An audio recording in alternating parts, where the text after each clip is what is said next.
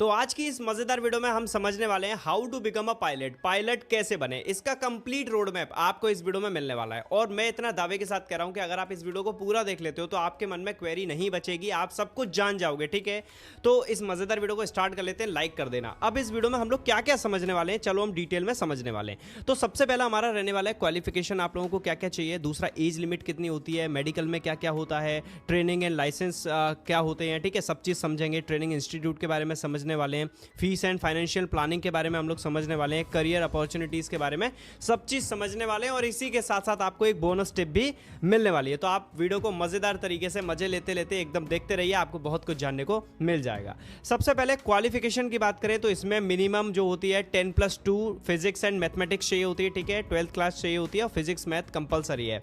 आपको इंग्लिश लिखनी और बोलनी आनी चाहिए। ठीक है, इतना कंपलसरी है पायलट बनने के लिए।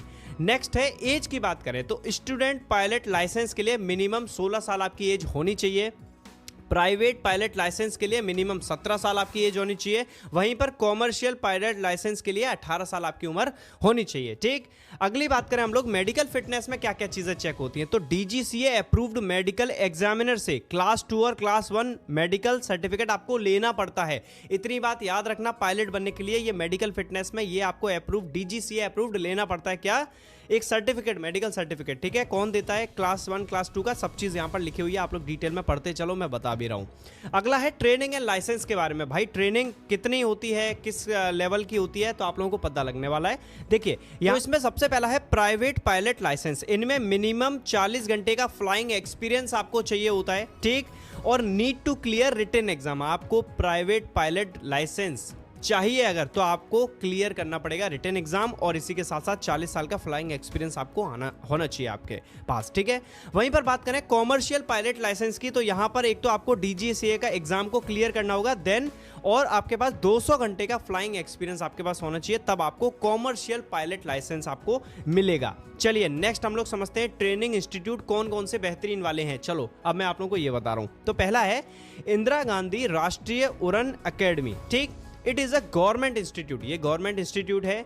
दूसरा है नेशनल फ्लाइंग ट्रेनिंग इंस्टीट्यूट, ये भी एक गवर्नमेंट इंस्टीट्यूट है। तीसरा है प्राइवेट फ्लाइंग स्कूल्स। ठीक, चौथा है इंटरनेशनल ट्रेनिंग, जैसे अगर आप फॉरेन में ट्रेनिंग लेते हो तो आपको अपने लाइसेंस को इंडिया में वैलिडेट करवाना पड़ता है। अब कई सारे लोग फॉरेन में जाके करवाते हैं, तो वहाँ से जो आपको क्या मिलेगा, आपको ट्रेनिंग होगा और आपको लाइसेंस जो मिलेगा वो आपको इंडिया में वैलिडेट करवाना पड़ेगा, तब आपका लाइसेंस यहाँ पर वैलिड हो जाएगा। ठीक है, इसके बाद चलिए फीस एंड फाइनेंशियल प्लानिंग के बारे में जान लेते हैं। तो पीपीएल ट्रेनिंग कॉस्ट, पीपीएल आप लोग समझते हो ना, प्राइवेट पायलट लाइसेंस की बात करें तो अप्रॉक्स 8 लाख से 10 लाख रुपए आपका यहां पर फीस एंड फाइनेंशियल प्लानिंग में लगते हैं।